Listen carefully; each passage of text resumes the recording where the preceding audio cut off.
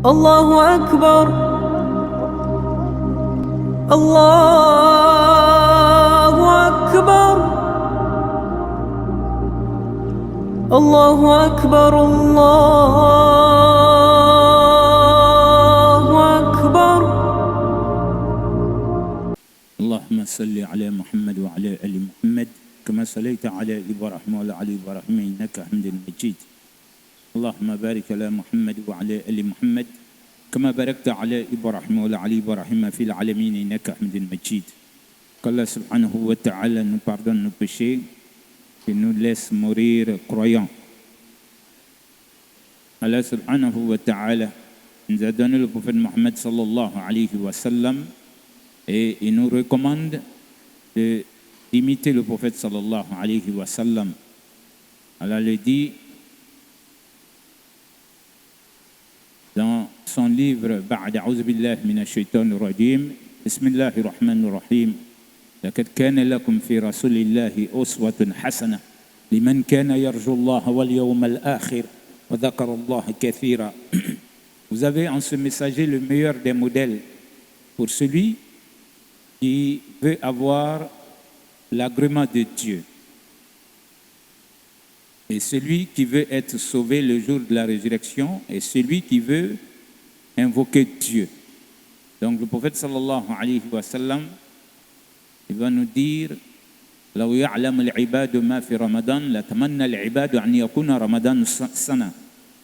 Si les gens savaient combien de fois Ramadan est bénéfique pour l'être humain, on allait demander à Dieu de faire de l'année Ramadan. Au lieu que ce soit un mois, notre souhait allait être qu'à la face de toute l'année Ramadan. Alors, il va dire Man soma Ramadan imanan wa ihtisaban ghufira Allahu ma taqaddama min dhanbi. C'est lui qui jeûne ce mois qui va apparaître, le mois de Ramadan. Si tu le jeûnes parce que tu as foi en Dieu et tu sais que c'est un pilier de notre religion, c'est une obligation pour toi en tant que croyant, et avec l'espoir que Dieu ne ment pas, si je jeûne, il va me récompenser par son paradis. Allah, le prophète dit, Dieu expie tous tes péchés si vraiment tu as jeûné avec foi et avec confiance en Allah subhanahu wa ta'ala. Mais c'est bon de savoir que le prophète dit aussi, il y a 4 catégories de personnes.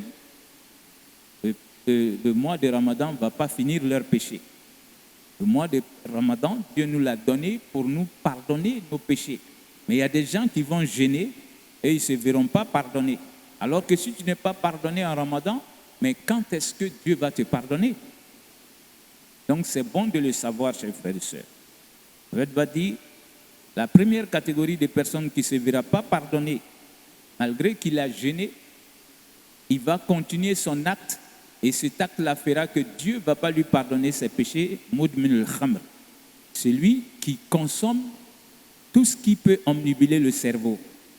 Donc les stupéfiants, la drogue et ses différentes qualités, que ce soit en fumée, que ce soit en comprimé, celui qui consomme et celui qui en fabrique, celui qui vient prendre et qui va vendre.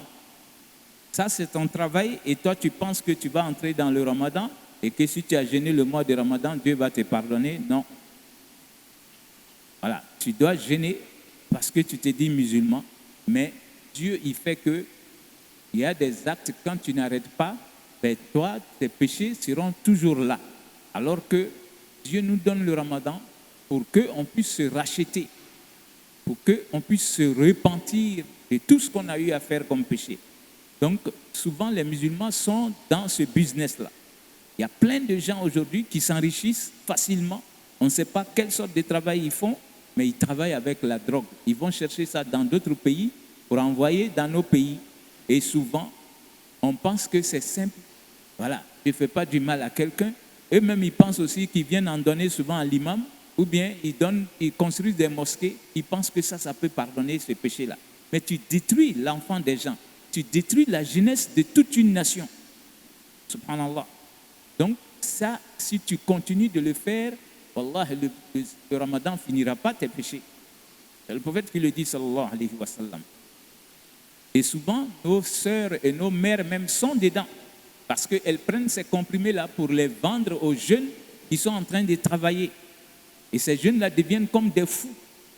Mais si toi, tu es femme musulmane et tu es en train de jeûner, mais c'est ce que tu es en train de vendre au marché, dis-toi que le ramadan finira pas t'empêcher. Ça, c'est tellement important. Et souvent, les jeunes s'adonnent à ça jusqu'à ils deviennent fous. Et toi, tu es en train de t'enrichir avec cet argent. C'est cet argent que tu vas prendre pour aller rompre ton jeûne. C'est cet argent que tu vas prendre pour nourrir ta famille. Subhanallah. Donc, il faut s'en repentir. Ce n'est pas parce que Dieu dit qu'il va nous pardonner nos péchés, mais il y a des actes, si tu n'arrêtes pas, et tes péchés seront toujours là. La deuxième personne, c'est A'qun li walidayhi. C'est lui qui désobéit à ses parents. Il y a des gens, eux, ils font palabre à leurs parents. Ils ne parlent pas avec son père, ils ne parlent pas avec sa mère. Alors, ou bien si ceux-là ne vivent pas, mais les parents sont tous ceux qui dépendent de ton père et de ta mère. Ça peut être ton oncle maternel, paternel, ta tante maternelle, paternelle. Donc, tous ceux-là sont tes parents. Tu dois être en de bons rapports avec eux. Surtout ceux qui t'ont donné la naissance, tes deux géniteurs. Wallah, et si tu fais palabre avec ceux-là, Dieu même n'est pas content de toi. Ridallahi fi ridal walidain wa sakhtillahi fi sakhtihima. Ou comme qala Mustafa sallallahu alayhi wa sallam. L'agrément de Dieu pour un être humain est lié à l'agrément de tes parents. Si tes parents sont contents de toi, Allah est content de toi. Si tes parents sont fâchés avec toi, Wallah, dis-toi que Dieu n'aime pas, il t'aime pas et il est fâché avec toi. Toi, tu vas jeûner le mois de Ramadan, mais ça ne finira pas tes péchés. Donc, c'est le moment de se racheter, chers frères et sœurs. Ceux qui ont leurs parents qui vivent, il faut vite faire pour arrêter ces genres de palabres qui n'ont pas de sens. Ensuite, qui vient après, c'est Qati' Rahim, ceux qui coupent leur lien de sang. Dieu a voulu qu'on soit de même père, de même mère. Donc, tes frères consanguins, ou bien tes frères utérins, vous êtes de même père, même mère, ou bien de même père seulement, ou bien vous êtes des cousins. Et toi, tu ne veux pas qu'il y ait ce lien-là. Quand les gens ont besoin de toi, tu te caches. Et chaque fois, tu es en train de mentir, tu ne veux pas aider et tu es méchant avec eux. Dieu t'a donné l'argent, wallah, ils ont leur dû dans l'argent, qui n'a rien à voir avec la zakat, qui n'a rien à voir avec le sacrifice. Quand Dieu te donne l'argent, c'est pour t'éprouver, pour voir est-ce que ceux qui dépendent de toi, qui sont tes frères, tes cousins, est-ce que tu peux leur en donner? Mais il y a des gens, ils ne veulent même pas que ces liens-là existent. Eh bien, tu vas jeûner, le jeûne ne finira pas tes péchés. Et ensuite, on va trouver El-Mushahin. El-Mushahin, quand le prophète va dire ce mot-là, même les Arabes, ils ne savaient pas, ils vont dire, messager de Dieu, c'est qui? Il va dire, c'est celui qui marche entre les gens avec, c'est-à-dire la délation. Il y a des gens comme ça. Ils passent de porte en porte pour mettre les gens en palabre. Donc ça, c'est petit à nos yeux, mais c'est grand chez Dieu. Il ne faut pas. Il y a d'autres qui seront torturés dans leur tombe pour ce péché-là. C'est-à-dire qu'il vient, il te fait parler, souvent il t'enregistre même, et il va maintenant montrer à celui à qui tu as parlé dans le dos. Il te dit, mais ce gars-là, il est ceci, il est cela. Quand toi tu parles, lui, il veut te faire parler, il a enregistré. Alors, il va faire écouter à l'autre pour qu'il y ait palabre. Mais souvent, tu ne sais pas que ça peut amener même deux nations à faire des palabres. Ça coupe les liens, ce comportement-là.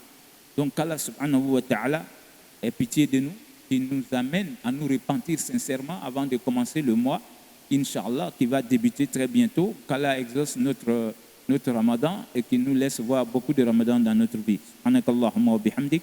أشهد أن لا إله إلا أنت نستغفرك ونتوب إليك سبحان ربك رب العزة ما يصفون والسلام على المرسلين والحمد لله رب العالمين. الله أكبر